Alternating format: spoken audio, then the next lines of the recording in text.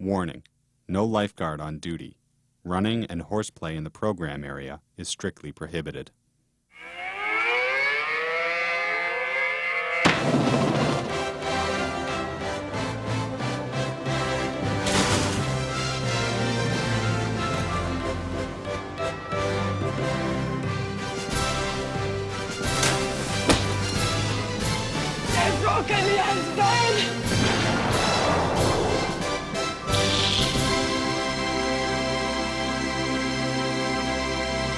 Hi, I'm Michael Moore, and welcome once again to The Awful Truth.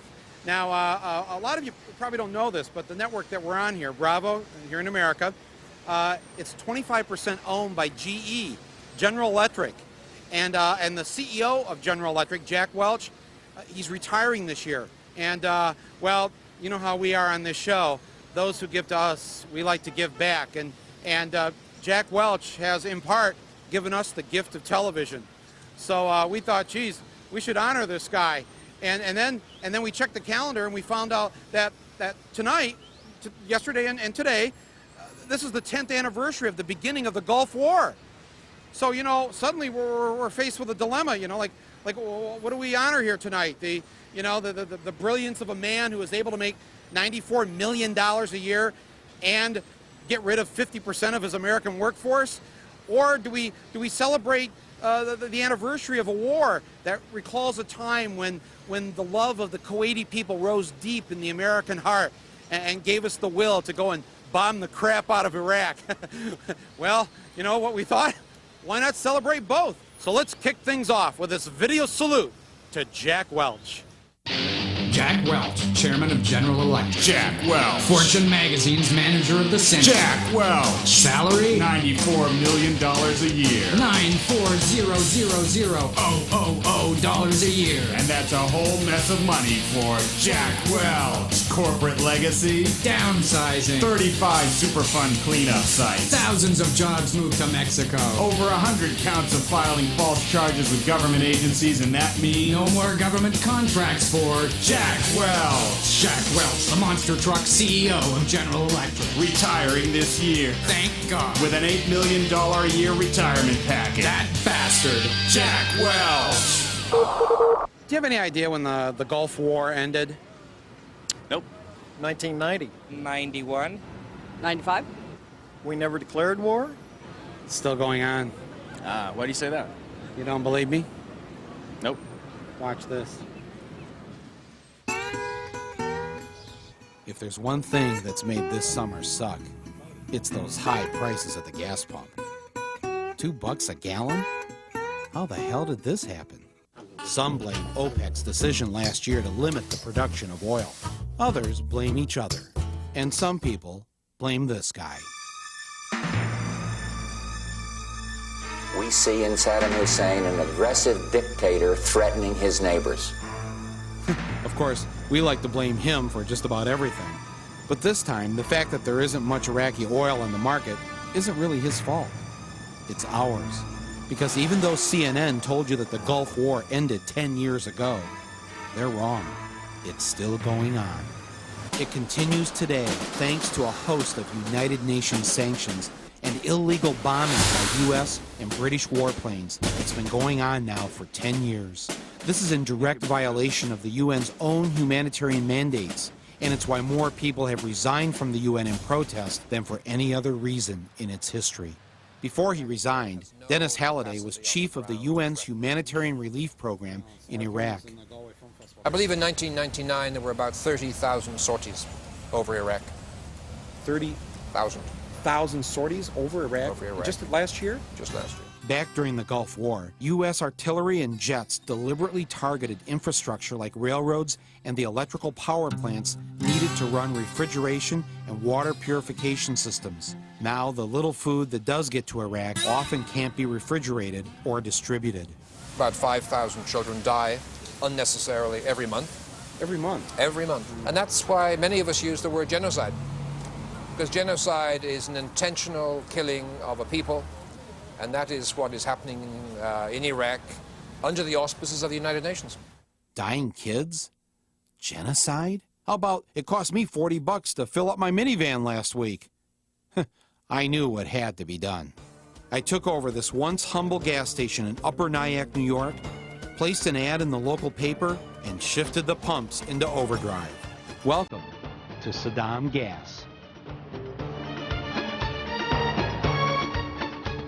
My plan was simple. Sell gas to American motorists for 60 cents a gallon, and in exchange for the lowest prices around, collect food and medicine to send to the Iraqi people. I buy all my gas from the wacky Iraqi. My point men, Farouk, Ali, and Muhammad. 3 Arab Americans with a flair for quality service. Today, we inaugurate the holy war against high gasoline prices. Takbir! Allahu Akbar! Takbir! Allahu Akbar! Takbir! Allahu Akbar! Okay, now go give those Yankee devils the quality service they're used to. Get in there. All right, let's go. Fill it up. Okay, we'll need some food for the starving children of Iraq. Is this a great deal? You get gas at 60 cents? Great, man. And the people of Iraq don't get to die from starvation, huh? Cool. Yeah, good deal. Here you go. Fill her up.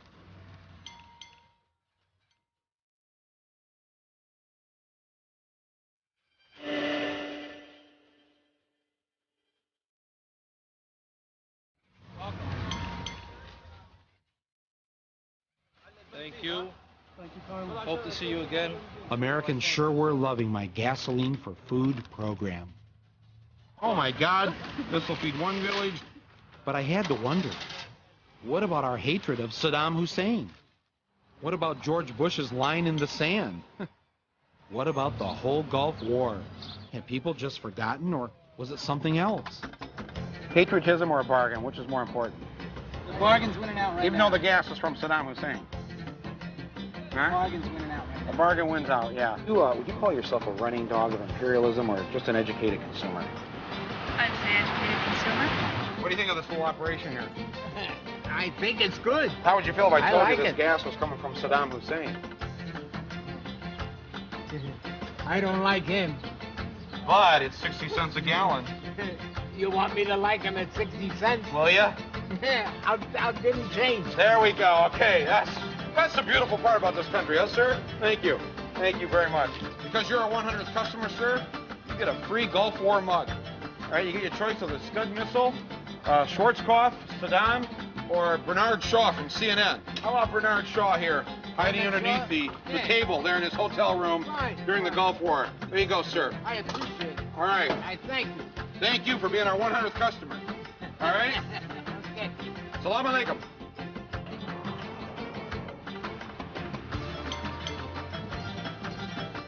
The enthusiasm was contagious. Saddam's gone crazy! Come on. Let's go. Let's bring the next patriotic American right up here. Let's go. We got the lowest prices here. And I got the emptiest tank here, so... I can see that. You're going to get the biggest haul of the day. What about all his weapons that are hidden? You know, we don't want to give him more reason to build his arsenals up by feeding him, keeping his people so healthy they can build their nuclear arsenals up. Well, sir, if you stay in this line and fill up this big gas guzzler at 60 cents a gallon with our Iraqi gas, you're going to be helping the man right now. Is this Iraqi gas here today? Yes, sir. How'd you get that? Can't tell. It's against the law. Well, you keep bringing it here at 60 cents a gallon. And you'll fill it up. Yeah, I'll fill it up. All right, that's what I want to hear. Thank you, sir. Of course, with an enterprise like this, there were bound to be a few small cultural differences. Allahu Akbar. Now, see, this is what cuts into my profits. It happens 4 times a day.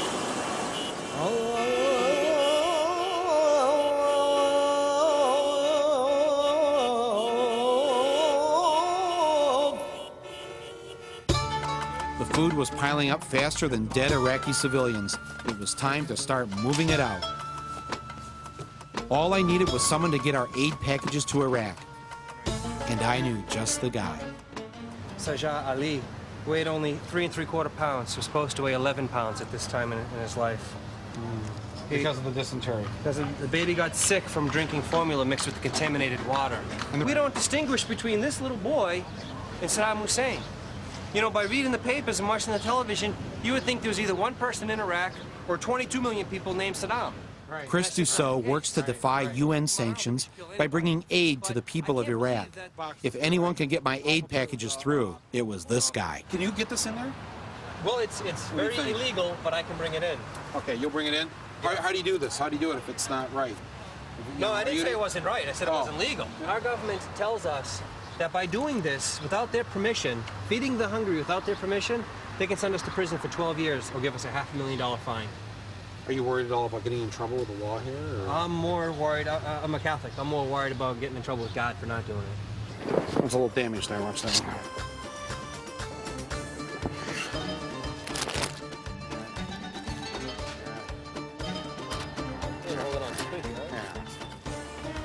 Thanks. Good luck.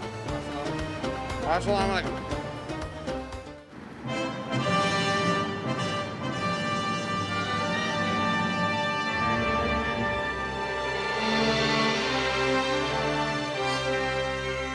Well, we've made it to Iraq with the Awful Truth Oil for Food food package, and we'll be beginning our journey to Baghdad from here to try and deliver this.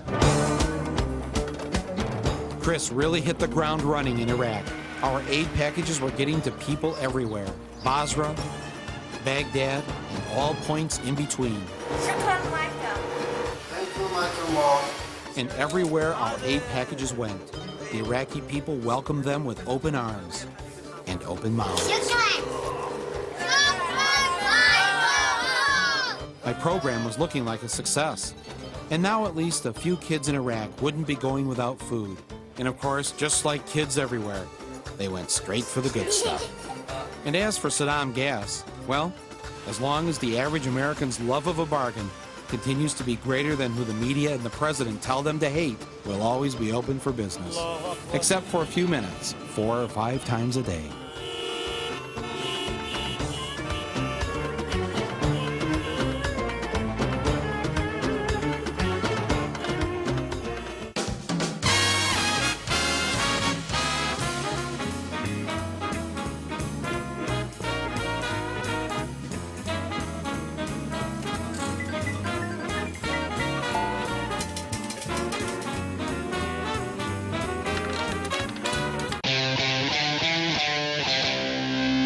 Probably one of Jack Welch's biggest accomplishments at GE was the largest deposits ever of PCBs in the Hudson River, about 197 miles north of the city here, up in Hudson Falls, New York, at a GE plant there. All of this PCB was dumped into the river. Now the EPA says that it makes it very dangerous and you shouldn't eat the fish, but Jack Welch says that those fishies are okay to eat, and you know, that man's word is good enough with me, and that's why tonight here on the show I decided to have a Hudson River fish fry in honor of Jack's retirement.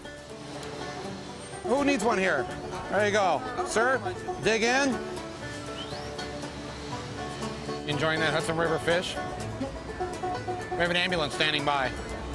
You'll be okay. You know, there's an upside with all those chemicals in there. It kind of gets rid of that fishy taste. Now I'm here with Charlie Kokonos, and Charlie, you worked at GE for about 30 years, right? Right. And how old are you now? 83. 83, so you must have a pretty good pension from GE. What are you making each month? Absolutely, $566 a month. $566 a week? A month. A month? Now I read that Jack Welch, his pension when he retires is going to be $8 million a year. He's getting a lot more than that right now. Yeah, that's true. It's actually, he's going to go way down from 94 million to just 8 million. You kind of feel sorry for him, don't you? Right. What kind of guy you are, Charlie? So, Charlie, keep frying these fish here, okay? Yes, I will. You do a good job for us tonight, and best I can. We'll help you pay your light bill next month, all right? Thank you. All right. Good luck.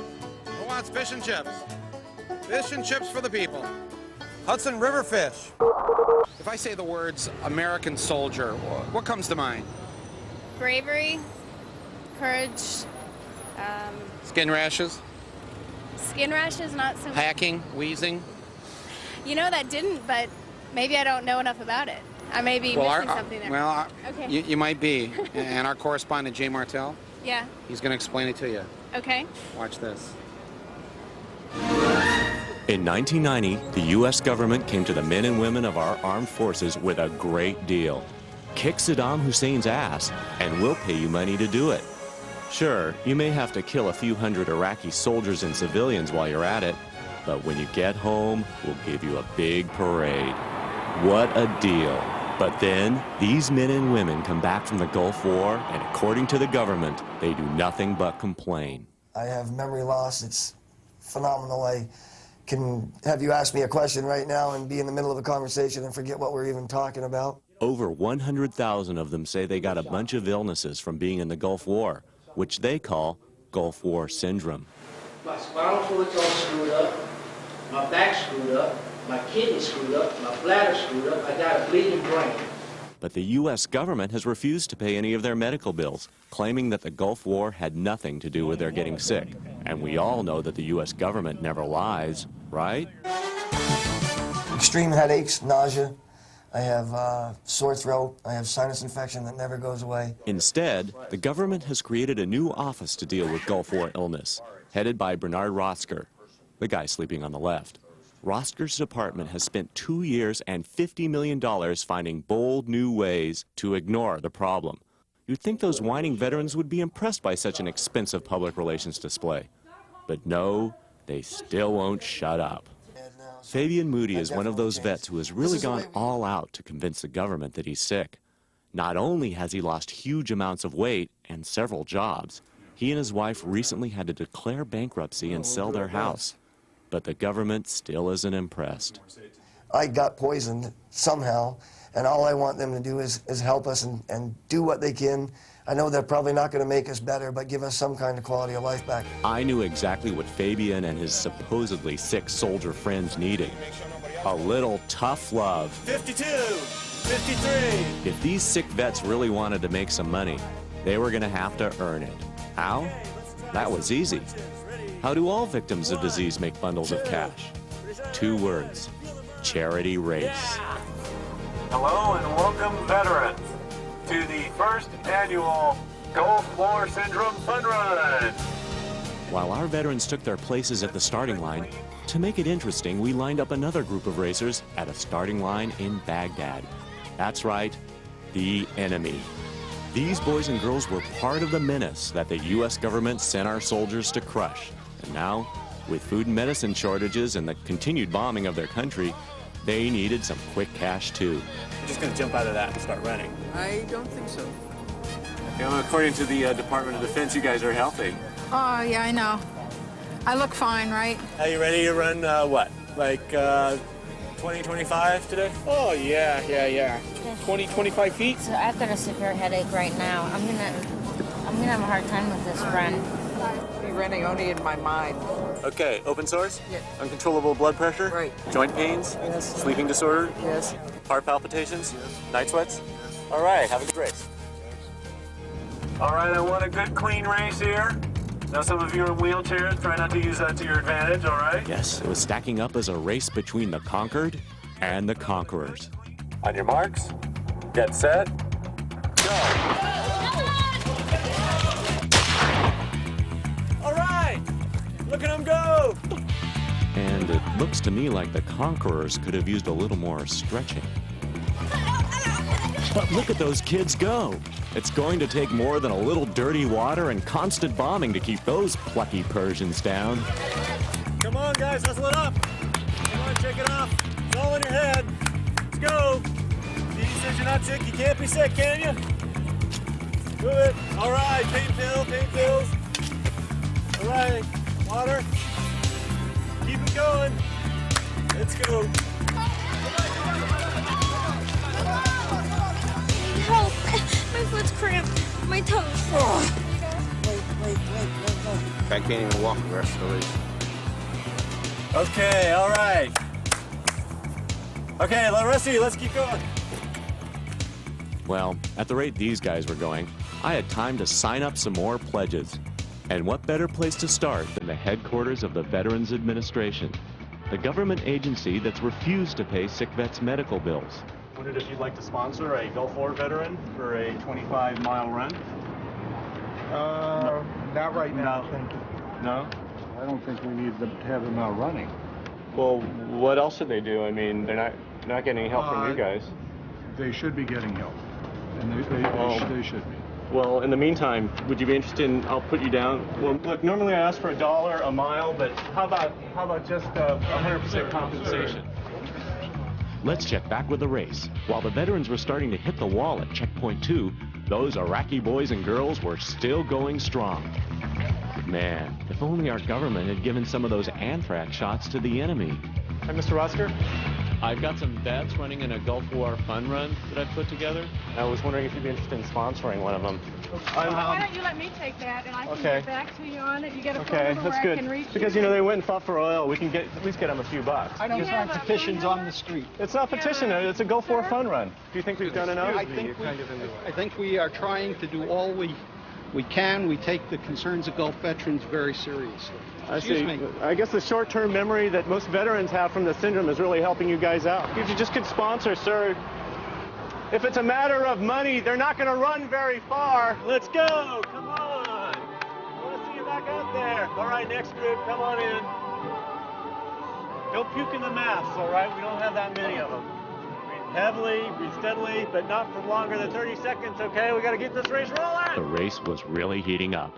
The Iraqi children shrugged off international sanctions to sprint ahead, while the Gulf War veterans huffed tankfuls of oxygen and chipped away at their lead. Come on, how much oxygen do you need?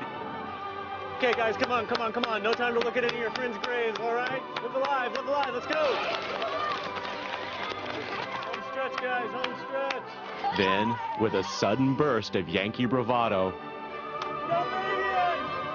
the Gulf War vets surged forward towards the finish line.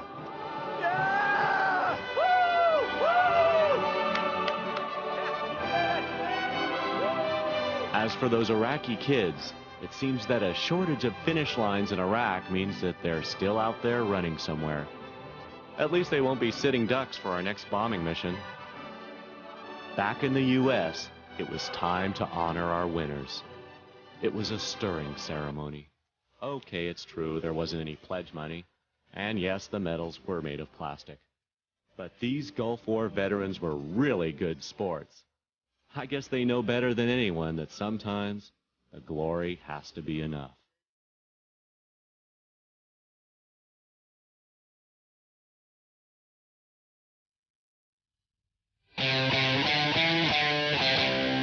Well, that's tonight. I want to thank you for tuning in. Don't forget to watch next week our final show in this series. We'll be back then. Thanks a lot for watching, and good night from New York City. You might say candidate Ficus is a people plant. Ficus cares about the people of New Jersey. If Ficus didn't care so much, then why would Ficus produce so much oxygen for you to breathe? What's Ficus's secret? A God-given gift called photosynthesis. Here's how it works. Leaves absorb the energy emitted by sunlight to power photochemical reactions. Carbon dioxide enters the leaf and is chemically combined with water arriving from the roots to produce carbohydrates. Oxygen is released from the leaf into the atmosphere.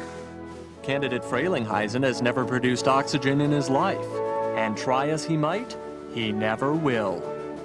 In fact, Frelinghuysen has been robbing you of oxygen for years. Vote Ficus and take back the oxygen that's yours. Paid for by the People for the Plan Committee 2000. That bastard, Jack Welch!